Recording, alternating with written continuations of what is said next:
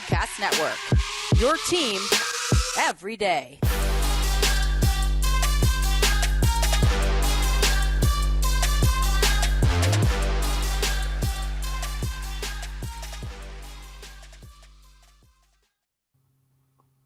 Welcome to Locked On Wizards podcast. It's your host, the real Ed Oliver. I just want to thank you guys for making Locked On Wizards your first listen every day. We are free and available wherever you get podcasts. So today we have my new co-host, MavsDraft. I'm just joking because he's been on the show a couple of times now. This is about his third or fourth time. But how you doing today, man? Hey, I was going to break it myself that I'm now Wizards Draft, but appreciate you stealing the thunder.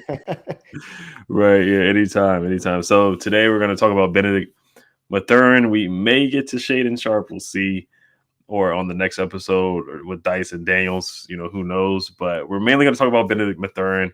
So just to give a little background and context to Wizards fans who don't know who he is, he's 6'7", 195 pounds. He was the all Pac-12 team, all Pac-12 all freshman team, the 2022 Pac-12 Player of the Year, Pac-12 Tourney MVP, also all Pac-12 tournament team as well. So he's got a lot of accolades there. 6'7", 195 pounds. Where do you have Bennedict Mathurin on your big board? Yeah, he's been a guy who, as I watched him after the season, he really rose for me. I have him up at number 5 now. Right. So you have him above Johnny Davis, Shaedon Sharpe, possibly AJ Griffin, guys like that, right? Yeah, I have Shaedon Sharpe at 6, AJ Griffin at 7, actually, and then Keegan Murray 8. So and Johnny Davis is just a little bit outside of the top 10. Right. Yeah, that's pretty high praise for Benedict. So I'm with you on that. Maybe AJ Griffin, I would probably swap either way. I mean, I really like what Bennedict Mathurin brings to the table. So just looking at some numbers too, he's a really good 3-point shooter. His freshman year, he shot 41% from the 3-point line, shot 3 threes per game, and then his sophomore year, shot 36% from the 3-point line, shot 6 threes per game, averaged 10 points a game his freshman year. Then it jumped up to 17 points per game in his sophomore year. What do you think really made his 3-point percentage dip his sophomore year? Was it higher usage or more shots? What do you think happened to his 3-pointer? Yeah, I think the usage just kind of caught up to him. I think it's easier to be a high volume shooter just in general when you're mostly focused on shooting in a limited quantity. Also, though, his offseason was pretty short. He played in the FIBA U19s for Canada. And when you're doing that, you've got the end of the season in April, depending on how far you go. For most teams, it's March.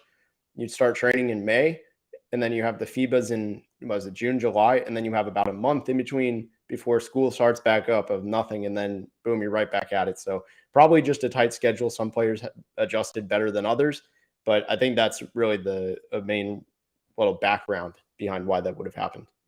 Right. And since he did play FIBA, where is Benedict from? Because the Wizards, they love international guys, Rui Hachimura, Denny Avdia, Tommy Shepard, he just loves his international guys. Yeah, not too international, but he's from Montreal, and he also was actually with the NBA Academy, which is an international little school they have out in Mexico City. But his first sport was ice hockey, and if you remember Jalen Suggs last year, like Jalen Suggs, he was a quarterback too. So he's a well-decorated athlete. Yeah, I can definitely tell. The dunk against TCU, that was probably my favorite college basketball dunk. It's ridiculous. The Wizards need some athleticism. They need some 3-point shooting. They need some guys with energy and a lot of heart.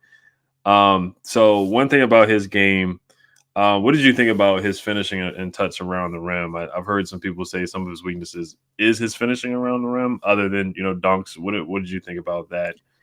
Yeah, I don't think it's necessarily a weakness, but it's not a strength. I think he's best using his finishing ability off cuts when he's self-creating. That is when some of those weaknesses or just lesser skills come out is off of his own creation ability. Right. Yeah, he's a really good off-ball cutter. I did see some stats off for Synergy. He scored 77 total points off of cuts and 1.426 he was in the 86th percentile for cutting in the NCAA, which is really good. We need a lot of guys that can move without the ball too. So where do you see him position wise? Do you see him as a 2 or a 3? Do you think he can play some point here and there, initiating offense? The Wizards do need a point guard. I don't see him as a point guard, but do you see he can facilitate and initiate offense in the NBA? Yeah, he got a lot better at passing this season, but it's still not something I would consider a strength. It's something more, if he gets in a tight situation, you can still trust him to generally make a right decision. But ultimately, being a point guard is pretty out of the picture, I think. For me, I see him as mostly a 3 with the ability, depending on the lineup, he can play shooting guard, depending on how many ball handlers are in the lineup. And then he can also go up and play the small ball 4 because he's long, and he can just stretch the defense, be athletic. He's a mismatch in that way. Right. Where do you see what is his swing skill in the NBA? What are the scouts looking for him to improve on? Yeah, I think it's mostly that playmaking it's a connecting piece. It's going to be really what puts him as a role player or a star player. If he can become a passer, you look at 6'7" wings, it's almost the prototype, right? 6'7", 6'8", something like that. If you're in that window and you can pass, defend, and shoot the lights out and you're athletic, that is a mold of a star player. So if teams want him to be a superstar, or I guess star, I'm going to start with star, not hype up a potential like fringe top 10 guy as a superstar, but that mold is very much so being a star build. Definitely. So yeah, we're going to get to some of his rebounding, more shooting, playmaking, talking about him, and also talking about his defensive strengths and weaknesses on defense. We're going to get to some comparisons later on and his ceiling or where his floor is. But before we do get into that, this episode is brought to you by Athletic Greens. So what is this stuff? What is AG1? With one delicious scoop of AG1, you're absorbing 75 high-quality vitamins, minerals, whole food source, superfoods, probiotics, and adaptogens to help you start your day right. This special blend of ingredients supports your gut health, your nervous system, your immune system, your energy, recovery, focus, and aging. All of these things together. It costs you less than $3 a day. You're investing in your health, and it's cheaper than your cold brew habit. It's cheaper than getting all the different supplements yourself. You're investing in an all-time, all-in-one nutritional insurance. Athletic Greens has over 7,000 5-star reviews recommended by professional athletes, trusted by leading health experts such as Tim Ferriss and Michael Gervais. To make it easy, Athletic Greens is going to give you a free 1-year supply of immune-supporting vitamin D and 5 free travel packs with your first purchase. All you have to do is visit athleticgreens.com/NBA Network. Again, that is athleticgreens.com/NBA Network to take ownership over your health and help health and pick up the ultimate daily nutritional insurance. So I want to thank you guys for making Locked On Wizards your first listen every day. Make sure to go check out Locked On NBA Big Board. MavsDraft was just on NBA Big Board with Rafael Barlow. So check that episode out. Also, check out the NBA Big Board newsletter, which is joined by Richard Stamen, Sam Ferris, and Leif Thulin, giving fans an in-depth look into the NBA draft, mock draft, player rankings, and, of course, Big Boards. It's free and available wherever you get podcasts. All right, so I just want to get to some other skill sets other than, the regular just shooting and, passing, talk about his rebounding, his energy and athleticism. I feel like that's like an underrated skill of his game. Yeah, he's really athletic. He has a strong first step, good explosiveness. You saw it you pointed it out in the first portion a little bit ago. That explosive dunk against TCU, I don't think that was out of the ordinary. It was something that we didn't see a lot, but it's more he didn't get to showcase that a lot. So I really like his explosiveness. I think he's even more explosive off ball. Arizona runs a ton of cuts for him. And a lot of times those are alley-oops coming off ball curls, things like that. So, and it really helps him in another area. The athleticism helps him in is that athleticism, gets him above bigs on rebounds. He can just simply jump higher. So you look at him as an off-ball athlete, and that's a really valuable strength. If you're a college basketball fan and you've seen Kansas, they do that a lot. They use those small forwards as cutters, the athletic forwards, and it really works. And in the NBA, I think it's also a very translatable skill. Right. Yeah, offensive rebounding, he averaged 5.6 rebounds a game. His freshman year, he averaged 4.8 rebounds a game. I mean, that's really good for a small forward, a shooting guard. Being 6'6", being 6'7", he got a lot of offensive rebounds, so it really showed off his athleticism there. I want to talk about his defense. The Wizards were bottom. They were 25 in defensive efficiency. They actually regressed from last year. They were supposed to improve, with Wes Unseld Jr. coming in as the head coach, being a defensive-minded head coach. What did you see from Bennedict Mathurin defensively? Yeah, I think he stands out. He's almost a prototypical wing in that way. He holds his own. He's not weak. He's not exactly like, bulldozer strong. He's not Tari Eason in terms of strength. He was one of the strongest players in the draft, but he's long. He's athletic. His recovery ability is really strong. And ultimately, he doesn't make a ton of mistakes on defense. He doesn't fall asleep a lot. He doesn't really get beat off his spot. His reflexes are good. There's a lot of positives there. And ultimately, I don't know how good of a defender he is in the NBA day one, but year two, I think you see a big jump from him on that end. Right. Yeah, I think so. Do you think he can guard 2s, 3s, and 4s and 1s? I think he can guard 1 through 3. And depending the lineup, it's kind of an unfair answer, but teams go small every single game. I think he could go 1 through 4 in a lot of lineups. Definitely.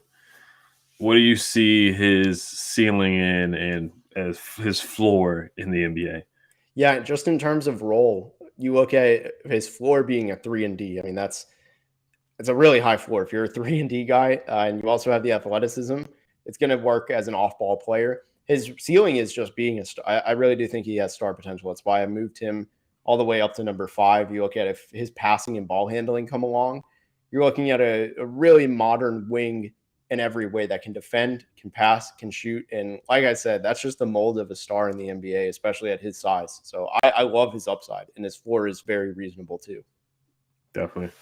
Where do you see, or who do you think you could compare him to as in the NBA right now? Man, I hate comparing guys to all-stars. Like, I don't mind the comparison. It's just like me, myself, I know that my comparisons suck. So I'm going to do it anyways, especially on this one. I hate comparing to all-stars, but, it's unfair because this player I'm going to compare him to had a big growth spurt after going in a projected range. Bennedict Mathurin is projected to, but Paul George, it just screams a lot of the same stuff. The ball handling came along late. It was a late bloomer. That's how I see Mathurin. I think there's a very real outcome. And you're probably asking, well, if I think he's Paul George, why don't I only have him number 5? I can't answer because I'm irrational. So, well, I mean, it's tough competition. I mean, he's going up against Jaden Ivey. He's going up Paolo. Chet is a unicorn. Jabari Smith is a unicorn. So he's got 4. This is the top of the draft class is a really, really solid draft class. So for him to be mentioned as 5 is pretty darn good, being above Johnny Davis, who's rose up draft boards, Keegan Murray, AJ Griffin, different guys like that. But I'm excited. I really hope he falls past, the Wizards are most likely going to get the 10th pick. So where's the lowest you see him falling in the draft, and where's the highest you see him going in the draft? Yeah, I can see him going, assuming the lottery, even though this is a dumb assumption because it won't happen, assuming that it holds the order it is, at least 6 through the end of the lottery, so the only top 5 teams are in it, which is more realistic. Portland is I think the way they're building out kind of they want these day one guys that can also grow into upside next to Simons for the ultimate, end of Dame days. So Portland could be the early outcome. I don't see a way that he goes past Washington. I love that fit, and I love that I'm able to talk about him there because it's just such a great fit. I really do think that's his number 1. And honestly, Washington should trade up if they can. Mm-hmm. Yeah, I would love that. So we're actually going to get to his fit on the Washington Wizards next and how he would fit next to Bradley Beal and Kristaps Porzingis. But before we do get to that, this episode is brought to you by Built Bar. Built Bar tastes really good. I love it. Cookies and cream is my favorite flavor. It tastes just like a candy bar, but it's super, super healthy. Have you tried the puffs? We are going crazy for the puffs. They come in crazy flavors like banana cream pie and even churro. Who doesn't want a protein bar that tastes like a churro? And they're only 140 calories, so sign me up for that. Built Bar makes sure that there is something for everyone. Know what my favorite flavor is again? It's cookies and cream. Most Built Bars contain 130 calories, 4 grams of sugar, 4 net carbs, and 17 grams of protein. Compare that to a candy bar, which usually has around 240 calories, 30 grams of sugar, and dozens of net carbs. Go to Built.com to get all your favorites: banana cream pie, raspberry, double chocolate, and so many more. They are all delicious, and new flavors are coming out all the time. Check them out at Built.com. Go to Built.com, use promo code LOCK15 and get 15% off your order. Use promo code LOCK15 for 15% off at built.com. All right, so I just want to get your thoughts on his fit with the Wizards. How do you see him fitting in with Bradley Beal? With the roster constructed right now, if they don't make any trades, point guard, there's a question mark at the point guard position. Let's say they just sign Tyus Jones in free agency or something like that, and Bradley Beal's at the 2. They've been starting KCP at the 3. Not the biggest fan of that, to be honest. Then Kuz most likely will be the 4. Rui comes off the bench, and Porzingis would be your 5. So where do you see Mathurin fitting in day one on that roster? Yeah, I don't know if he starts because, you just laid it out pretty well. Depending on the roster shakeup, what they do, they could, move KCP, Kuzma, one of those two, which changes a lot. Maybe even Rui because he's entering a contract year. But assuming everything stays the same, I think he starts as a off the bench player. And actually, I'm looking at I don't know how this never clicked. One of the floor comparisons everybody uses is KCP for Bennedict Mathurin. So maybe you can learn from him a little bit in the ways he plays with Bradley Beal, because I personally like the fit of KCP next to Beal. I know a lot of the numbers for KCP, the metrics and stuff, say he wasn't good with him and all that, but I don't know. The eye test, I think, weighs a little bit more for me on that. I think the off-ball threat, we saw him do it in LA with LeBron. I really like that role. I think he's a universal fit next to almost any dominant ball handler. Mm-hmm. Yeah, definitely, for sure. I think he could come in and be a 3-and-D wing, play with Bradley Beal. I think he could start at the 3. You think he could start at the 3, eventually during the season? Yeah, I'd be pretty shocked if he was on the Wizards. I'd be really shocked if he starts any less than 30 games, like less than 40. Really, I mean, half the season. I think it's completely realistic. Right. And then where you see his shooting translating, catch and shoot, he shot 36% from the 3. Percentage, he was, 1.064. He was 69th percentile shooting off screen. So where is he best off? Corey Kispert, he struggled coming in. He was the best shooter in the draft. Corey Kispert struggled in the beginning of the year. But he got better, during, coming off closeouts, screens and shooting, off of hard closeouts. Where do you see Mathurin best off? Is he best coming off screens or pull up threes? Yeah, I think a little bit of both. I think he's a guy who he can punish teams for closing out a little bit too hard. He's more than just a flyby, one step to the side, step back, whatever it is. He can also attack the rim, which makes him very lethal for everybody else around him. And if you have him in a lineup with, you could put Bradley Beal at the point, 4 shooters out there, and it's incredibly realistic. And That's a massive weapon. I see that on a nightly basis with Dallas, and I know just how lethal that kind of lineup can be. Right. And how do you see him in transition? I remember the one play where he has a behind the back and then he just goes up and dunks it. Percentage, he's 82nd percentile when in transition as well. How do you see him fitting in transition? Oh, yeah. He's in a running gun. I feel like, correct me if I'm wrong, but I've always loved Bradley Beal in transition since he was with John Wall. I remember those passes they used to make to each other, and it's not going to be 1-to-1. But, you look at how Bradley Beal found shooters in transition and still does, obviously. And I think you're going to see Bennedict Mathurin thrives off of that. And that's when you're going to see a lot of those up fakes and slash, because those are in transition when it's, numbers advantage. That's when you're able to see those highlight dunks.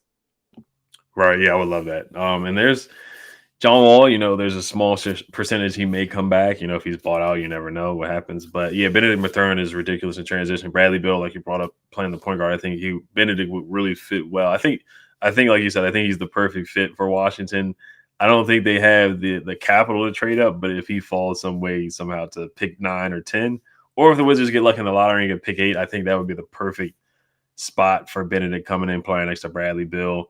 The comparison to KCP is a good 3-and-D. He's a good shooter, so I can't knock that. Of course, I feel like Benedict can be better than that, but I definitely see where that comparison could certainly come in, because KCP, when he was with the Pistons, he was more of a ball handler, and I think Benedict right now is a better ball handler coming in than what KCP is. But I like Benedict a lot, and I really hope that he can be on the Wizards. But what's your selling point? I think this is from the Draft Deck podcast. I'm stealing this one from them. What's your selling point on Bennedict Mathurin if you had to sell him? If you had to sell a pin?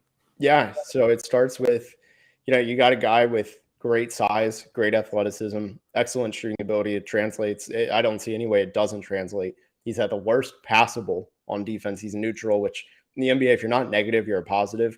So you have automatic skills right there. That's his floor setting. And then you consider, hey, his passing can develop. We've seen flashes of games this year where he split up the defense, tore up the defense a little bit with his passing. And if he can develop that ball handling ability, everybody in the NBA is working on ball handling.